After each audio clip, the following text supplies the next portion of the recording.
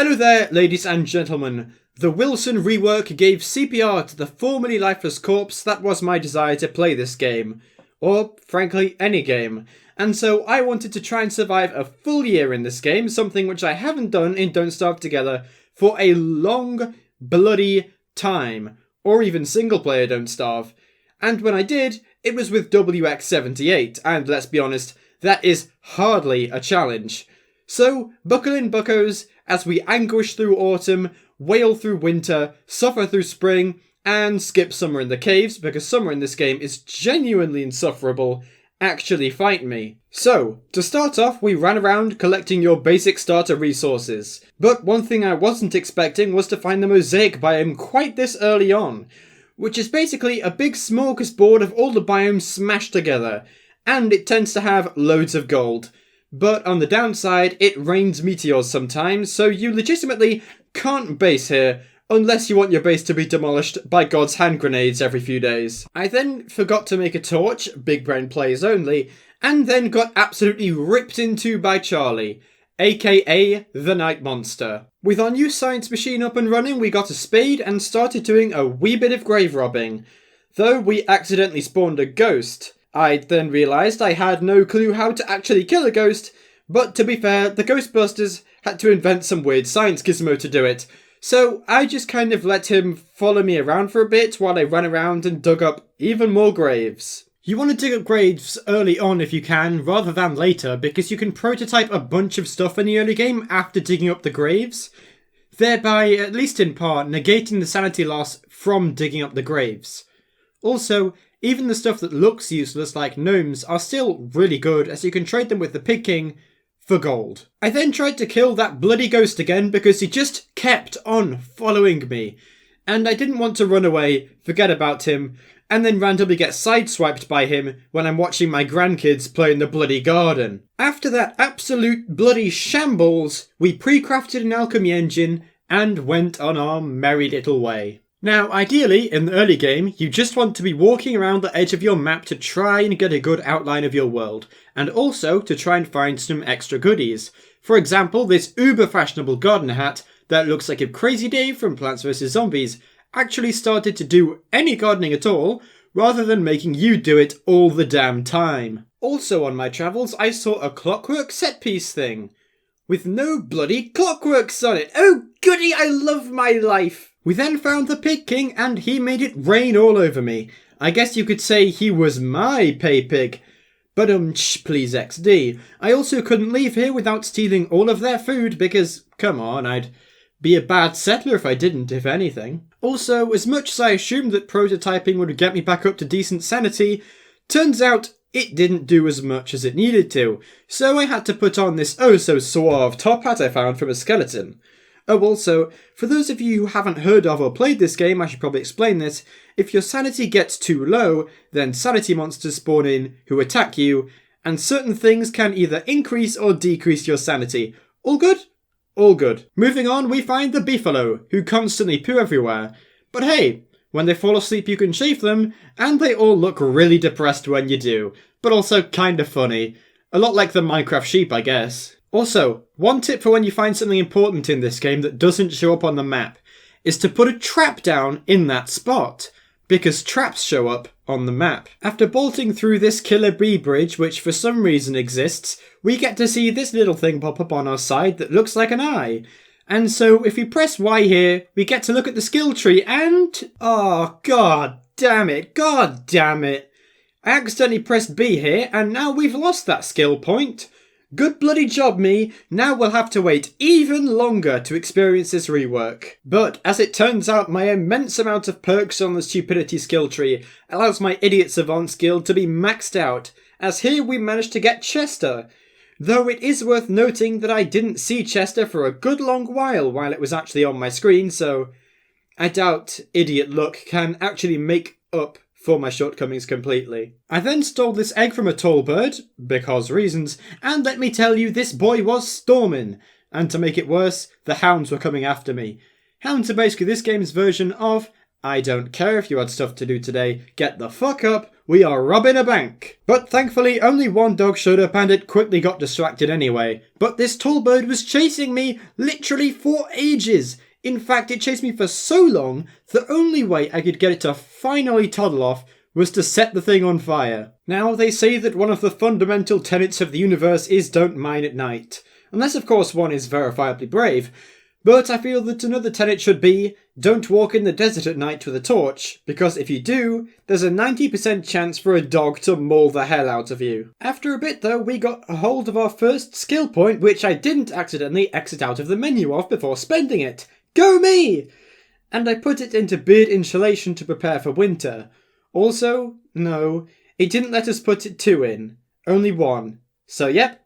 That skill point from before is 100% verifiably, absolutely gone down the shitter. After exploring for a while, we found the Oasis Desert, which was where we'd be basing for the run, due to it not getting set on fire in the summer, and the cacti are great sanity restoration options. But of course, we can't properly base build without, as Slasher342 calls it, epic merch. Long gloves. Hell yeah. Also, I don't know why I did this, but I prototyped a thermal measure way back at that science machine, even though it's widely regarded as one of the most useless structures in the game. I even did this before I built a lightning rod, something infinitely more useful. We then developed the base a wee bit more, doing your average based base things, namely getting drying racks, a tree farm, a crock pot, a lightning rod, and a farm for seeds. We still didn't have an ice box, which did discourage me quite a bit, to be honest, but I figured that, hey, we'd find some clockworks eventually, so I wasn't too worried. After all, the odds of getting no clockworks on your world are incredibly slim. While I was doing that, I also made some pig houses near a killer beehive, my hope being that we'd get some free meat and pigskin each day, as the bees would sting them to death. Though this didn't really pan out at all and was a bit of a flop because I had to aggro the bees and then bring them to the pigs, but it didn't work out at all. And so long story short, I should have just killed the pigs myself and not bothered with this whole thing. Also, here's some more free advice for those of you playing at home. Keep an eye on the day counter, because I got completely caught with my trousers down when the full moon happened. And you need to get down to the Glommer statue on the full moon to get, surprise surprise, Glommer, who produces glip for you, which brings up your health but absolutely nukes your sanity, which isn't great. But hey, if you're already insane, or you're in an area where low sanity is a good thing, for example the Lunar Grotto or the island, then Glommer Goop is beautiful. I spent day 12 trying to get my food situation in order, planting and studying tons of seeds and then kidnapping a bunch of bees to hopefully make bee boxes, which make honey for you.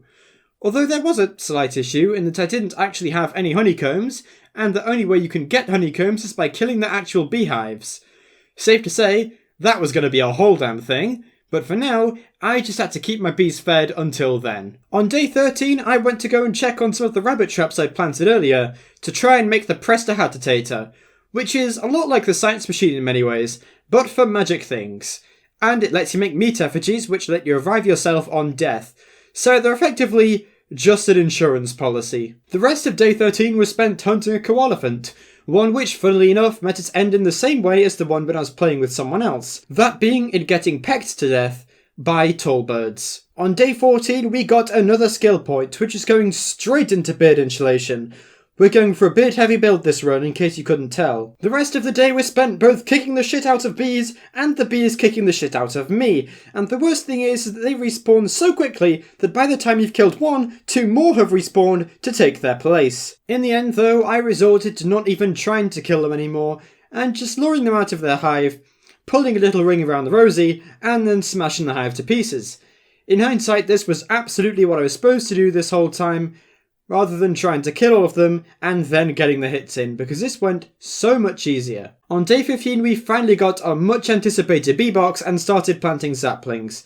I'd always recommend getting some saplings near your base, both because saplings tend to be a rather spread out resource, more so than say grass, which tends to be more densely populated in certain biomes, but also because it requires 0 fertilizer, so there is literally no reason not to. It was around this point where I started to get more worried for winter, because we had no icebox yet, and in winter, Food is notoriously hard to come by as is, so if we can't even store the little food that we do manage to get, we're going to be in for the School of Hard Knocks. My solution?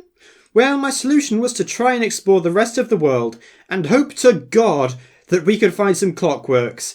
And so that, ladies and gentlemen, is exactly what I did. Although on my travels I once again got distracted with a koalefant hunt.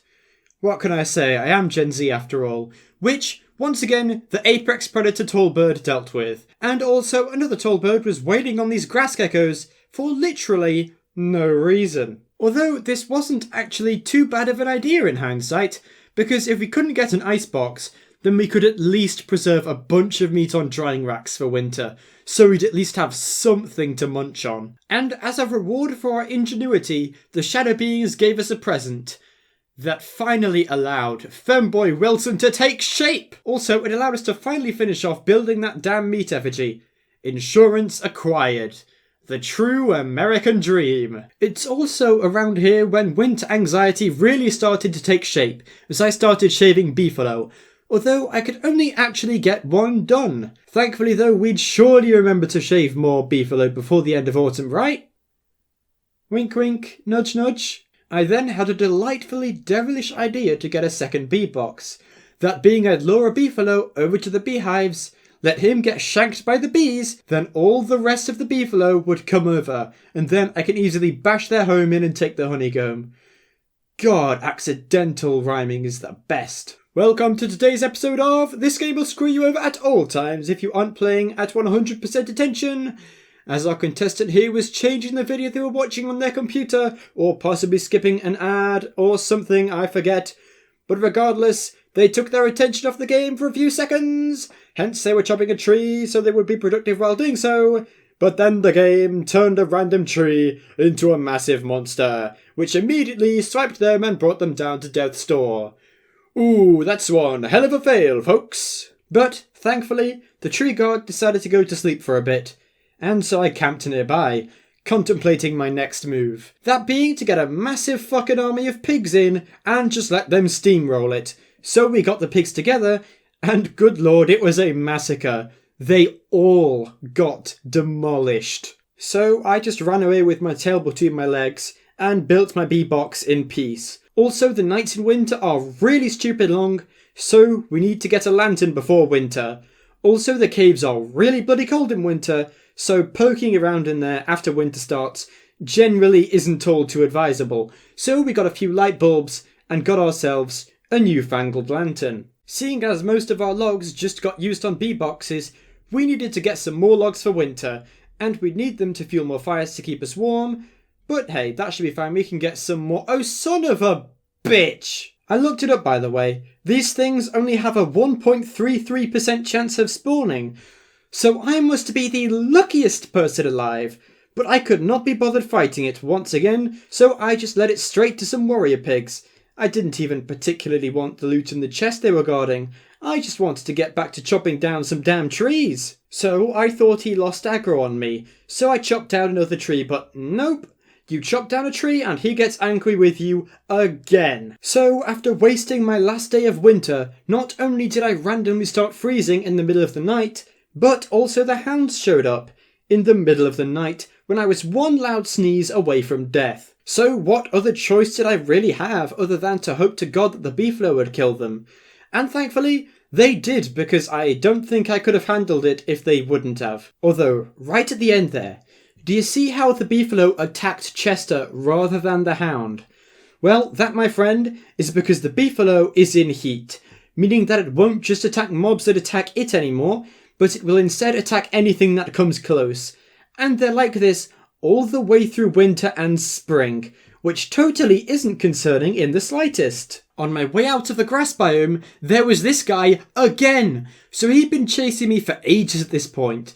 I guess they just plain don't lose aggro on you until they die or start hitting something else or something. Jesus Christ, I'm gonna have one hell of a stroke. I then did all I could do and took it all the way down to the pig village and bribed a pig to take its aggro, and then I ran the hell away from there. On the bright side though, our jerky was finally done, so we could heal ourselves back up to fighting form. Also, my spear was about to break, so I made a fencing sword out of that nearly broken spear. And let me just say, this was not a good bloody decision. Its attack time was stupidly slow, and its damage seemed to be less than a spear, so I have no clue what's going on there. But regardless, I did not know this at the time. But what time was it? Well, it's time to beat the hell out of a Scottish walrus, that's what time it is. And we got the Tam O'Shanter from him, which is absolutely amazing, as it gives you 6 sanity per minute, I believe, and insulates you from the cold. But now that winter started, we really did need to get some more logs. So, for the 3rd time, let's have a go at are you actually kidding me? Safe to say, at this point, I'd had goddamn enough, and I wanted to show the world that it couldn't keep pushing me around with tree guards. So, I followed the advice of Doomguy and ripped and tore until the job was done. The 3rd skill point went into, you guessed it, alchemy. Now, for the 4th time, I went wood chopping, and it actually went quite well for once. And yeah, a tree guard did eventually spawn, but we got tons of wood before then, so I wasn't really worried. Unfortunately, I'm sorry to say, the reign of femboy Wilson came to an end, as the realm of Wilson Noir came to be. Also, with our newfound boatloads of woods, I built a boat science station, funnily enough, which allows you to, you guessed it, build boat stuff. And while boats are more of a late game thing, in my opinion, because they're quite resource intensive, it can't hurt to make the science station for it now. Especially seeing as there wasn't really anything else we needed wood for, at least. Well, this much wood for. Afterwards, I went exploring in the swamp to try and find some clockworks. But after that was a bust, I just decided to mine the marble trees in the swamp there anyway, just to soothe my depression a bit. Personally though, I wouldn't recommend making anything with this marble. Rather, you'll want to turn it all into marble beans so that you can get more marble in the longer term. In fact, I was so desperate for gears that I even went to the trouble of going to the graveyard we desecrated super early on in the run, just in the hopes that I'd have accidentally left one undug, so you could dig it up and potentially get some gears. But nope, no gears for us. Honestly, not much happened for a while as I was pretty much just exploring the map looking for gears, with absolutely no luck. Again. So, to just try and keep myself from restarting the world in despair right there and then, I decided to build some pig houses around this set piece. You can actually use this set piece to spawn a boss in later on, hence the pig houses, who can hopefully help out when it all kicks off. Next up though, we had an incy-weensy issue in that both the Houndwave and Deerclops decided to show up at the same damn time. But thank God, Deerclops accidentally nailed some dogs with their ice spikes, so most of the dogs got put down by Deary Boy, even if we did have to lose our noblest steed, Chester. But I wasn't about to take that lying down, no siree Bob. So I tried luring him to the reed trap so that it would get demolished by the tentacles. But he got close and just noped out of there. But I wasn't having that either. Retreat is no longer an option for you once Chester is all good and dead. So I brought him back to the reed trap where it got absolutely slapped silly. And we downed our first boss and gained the Deerclops Eye, which can be crafted into the Eyebrella, which gives us 100% wetness resistance when worn, thus making spring basically winter 2.0 with a lot more frogs. And to reward us for that stressful ordeal, we gained yet another skill point, which I put into extra insulation, even though I'm not too sure why as winter was nearly over, but hey ho, what are you gonna do? Also, rounding out winter in a nice little bow, we got the Walrus Tusk, which is used in making the walking cane, which gives you a pretty sizable speed boost when you're holding it, but it also has infinite durability, so it's a complete godsend. On the last few days of winter, I built a pig house right next to MacTusk's house,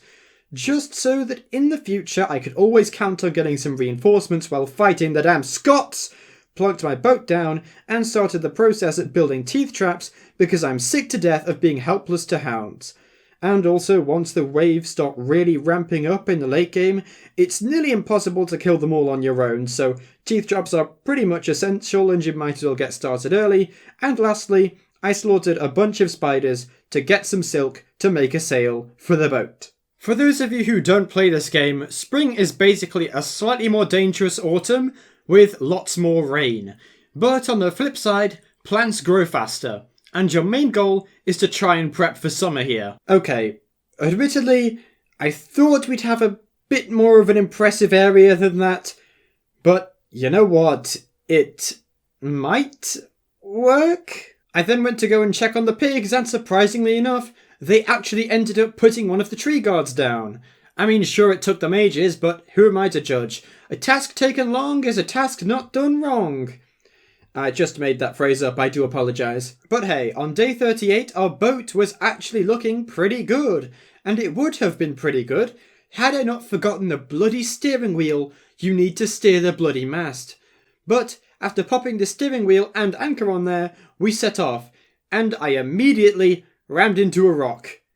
Start as you mean to go on, as they say. We then sailed through this weird tree biome that was just full of massive underwater, well not really underwater, on-water trees. And then sailing for even longer, we found the end of the world, so that was a bit of a bust. Well, I say that, but we actually found a salt biome, which was pretty decent because we could get salt. And you can use salt to make a salt box, which is a kind of better but also kind of worse icebox. And in this salt biome, we could get some biscuit cutter shells, Rule Britannia, which we can use to fix up Pearl's house, who lives on this island in the middle of nowhere. Now, do I really want the reward you get for doing that? Not really, but hey, it's something to do, I suppose. On the way back, though, we did accidentally mess up by driving into some driftwood, and now, oh dear, we've sprung a leak. So all we could do is frantically try to heal the boat's rapidly draining health before we got back to shore, and then bolt straight down to our base, grab the stingers, craft a boat patch, and then bolt back before the boat sank. I then made the fatal mistake of trying to chop wood. Need I mention what happened? And then I ran away from those tree guards into another bloody tree guard. I swear, they're infesting the world like rats or rabbits or something. Also, these massive weird birds were right next to my base, and they were loud as hell and cheesing me off. So I gave them a smack, and they called down an even bigger bloody bird. And this bird, ladies and gentlemen, would be our second target. Now, this moose goose does not have an area attack, and so can only do single target attacks, meaning it can only attack one thing at a time.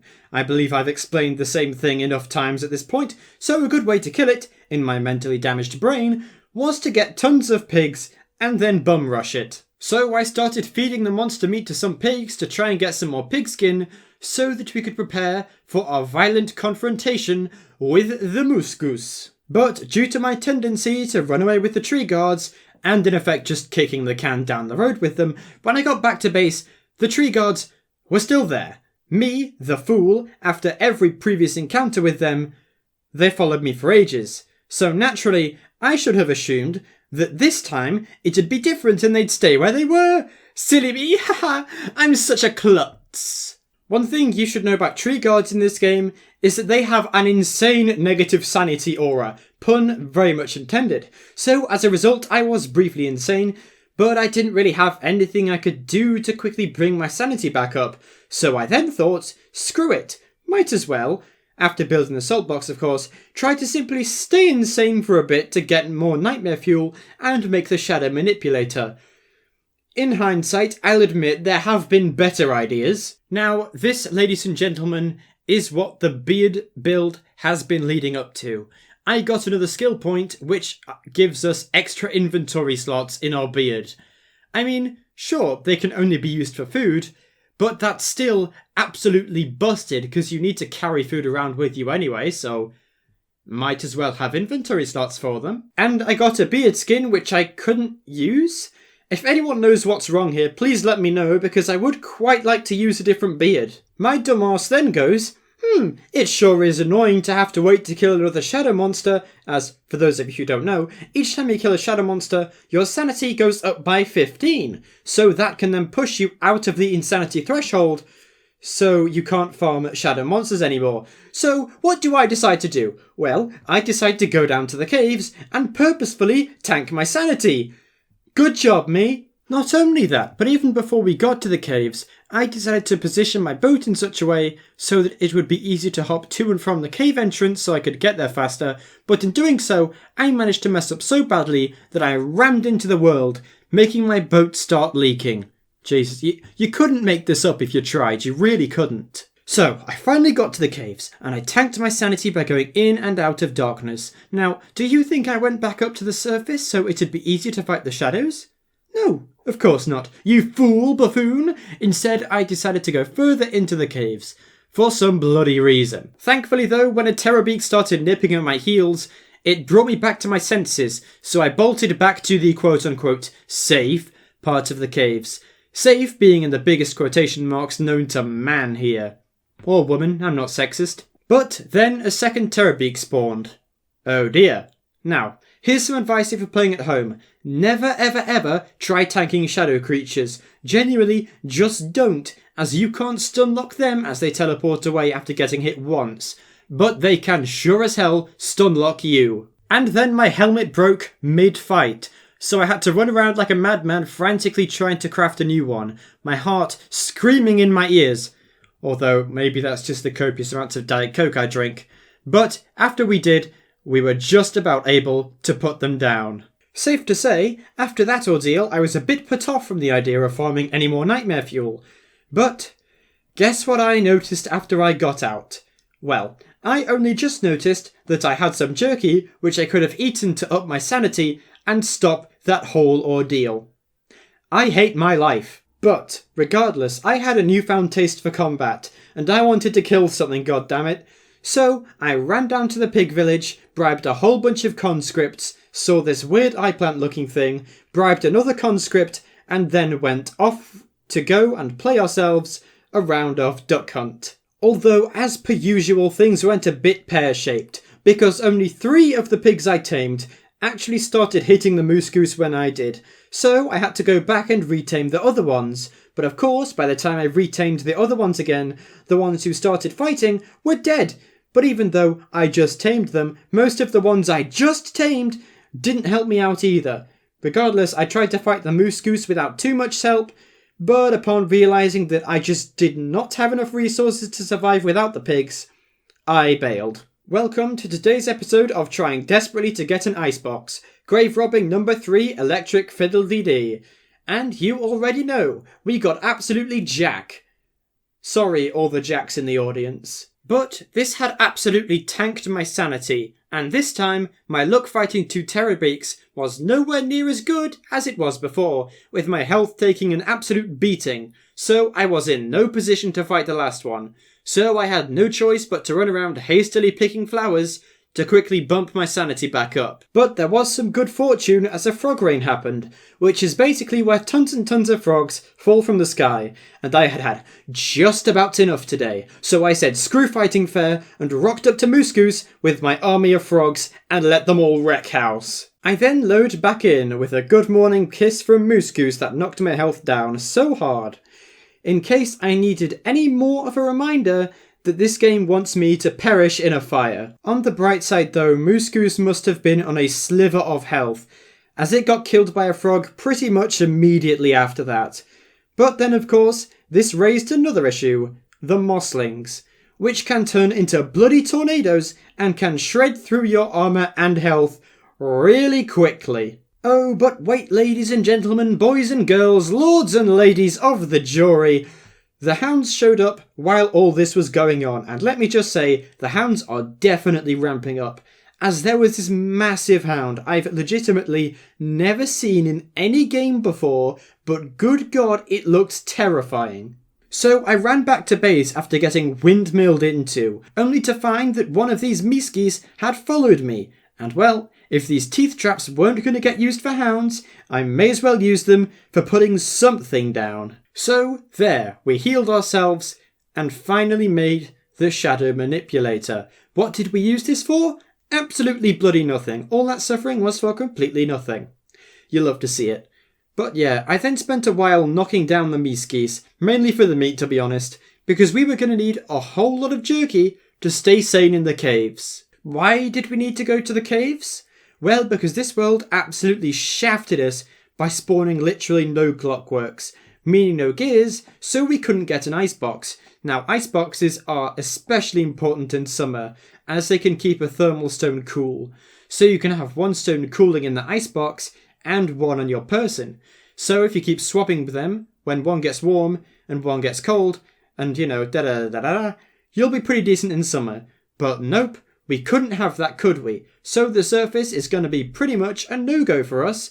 So retreating to the caves where we can stay cool is pretty much our only option. Next, I run around getting a bunch of things that'd be pretty hard to come by in the caves, namely grass, twigs and logs. We don't really need rocky things because, hello, it's called the caves. I think we'll be just fine in the rocks department.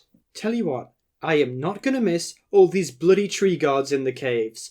I'm so goddamn sick of them. Spawning them in twice in less than half a damn day. Are you taking the piss? So, we crafted the bare necessities, I'll stop now, for a base, namely a crockpot and a garden rigamajig thing. And off we popped, down into the depths. So, first off, you remember how in the early game, you needed to go round the edges of the map to try and get a good outline of the place? Well, you need to do that again, but this time it's a whole lot more dangerous, so, good luck, champ. Also, in terms of where you should put your base, I would personally recommend an area with lots of light bulbs so you don't have to make light all the time. But also in the wilds biome, as it has quite a bit of lichen which you can cook, and it tends to be quite a well-connected biome, and it's close to the ruins. We'll get into the ruins a bit more later, but it's basically a super dangerous area that has tons of loot if you're able to survive it. So, we plonked our crockpot down, set up a fire, and set up our farm. Although, spoiler alert, farms don't work underground. I don't know why I thought they would, because plants need, sunlight. Also, for the first time in a long time, a tentacle actually got me good. Although, to be fair, it was a bit outside of the biome it's supposed to be in. I'm just saying, no, I'm not salty. Why would you think that? Also, the underground cave swamps are so much more dangerous than the surface ones, Jesus Christ. They're just so dense with enemies. But regardless, my handicapped brain decided that the best course of action was to choose now of all times to start getting silk. I don't think I even needed it for anything, to be honest. I think I just felt like destroying some ecosystems. I mean, to be fair, some ecosystems just plain deserve to be destroyed. Also, someone died in my game. Whatever. It happens, right? But what I don't understand is why after they died, and they left after dying, they felt the need to rejoin and drain my sanity. That's right, this is indeed a call-out post for MadMaddy1138. Yes, that was the whole reason for this video. What of it?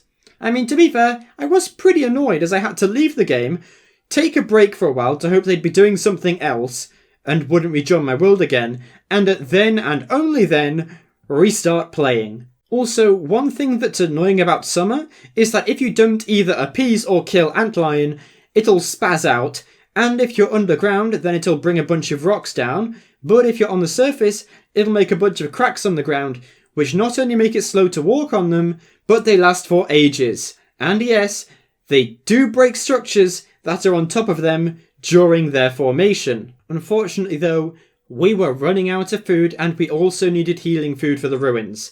So we had to do the only thing we could and go back to the surface. Even more unfortunately though, while the Oasis Desert is immune to wildfires, it gets an annoying as hell sandstorm during summer, which means that you can barely see 10 centimeters in front of your face, and you have to move really slowly. But, on the bright side, Femboy Wilson's back, baby! With our jerky collected, I didn't actually decide to go back down straight away, but rather I wanted to fish in the oasis, which gets filled with water in the summer, because it can have some pretty decent loot. Mostly trinkets which you can either give to Antlion or the Pig King, but you can get some fashion goggles and desert goggle blueprints, which help you see in the sandstorm. Alas, we didn't get the blueprints. Hey, you'd think this would have been a good time to use the silk I got on fishing rods, and you'd be absolutely right. But I forgot. After exploring for a while, we found it. The ruins. And we were ushered in by the brilliant concierge of a bunch of nightmare monkeys chasing us down. And yes, these things are that terrifying, and yes, they are absolutely relentless. The best way to deal with them is to never stop running. Ever. So, now, let's explain a bit more about the ruins. It goes through phases which affect it quite a bit. If it's a nightmare phase, then it'll change the monkeys to nightmare monkeys, nightmare creatures will spawn loads, and the statues will light up. But, on the bright side, if it's a karma phase, then none of that will happen. So I mean, at least it isn't constant, question mark? On day 63, however, we found our first goddamn clockwork, baby! And after killing it, we got our first goddamn gear! Meaning that we could finally, after so long, make that goddamn icebox. But now that I'd come all this way, I may as well just start breaking everything they hold dear to get as much loot as possible and take out my frustrations. My advice if you're doing this at home is to try and do a sort of spiral motion, going from the outside into each portion of the ruins, so that you can gradually thin out the clockworks rather than fighting them all at once, as you would if you were going from the centre outwards. Although if you are in a situation where you have to fight multiple at once, you'll probably be fine, but keep in mind that kiting a bishop is nearly impossible, and tanking one is pretty much the only acceptable method to actually kill them. So you'll just have to put up with getting wailed on by anything else which is attacking you while you're trying to kill the bishop.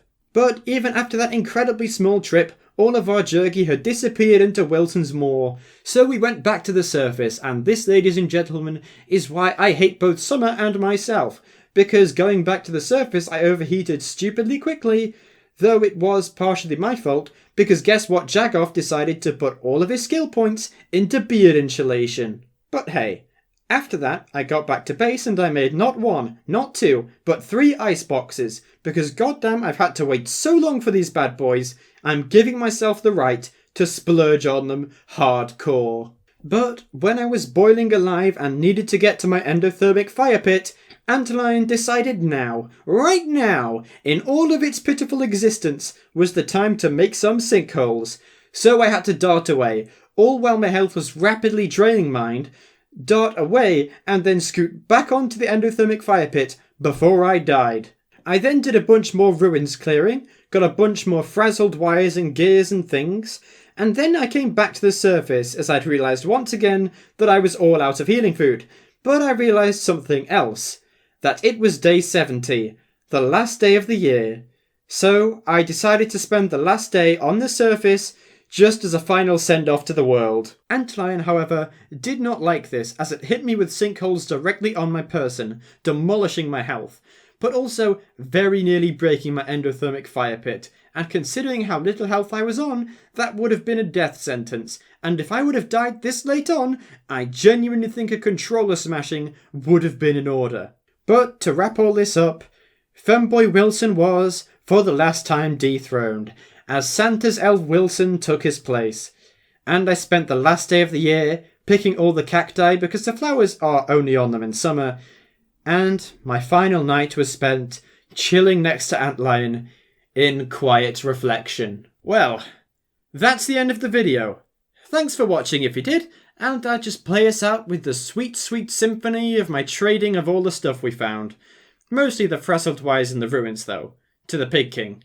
Because, good lord, that was a lot more gold than I was expecting, and a lot more gold that I think anyone can use in a lifetime. And we barely cleared any of the ruins. So, yeah. Adios, ladies and gentlemen. I'll see you next time, maybe.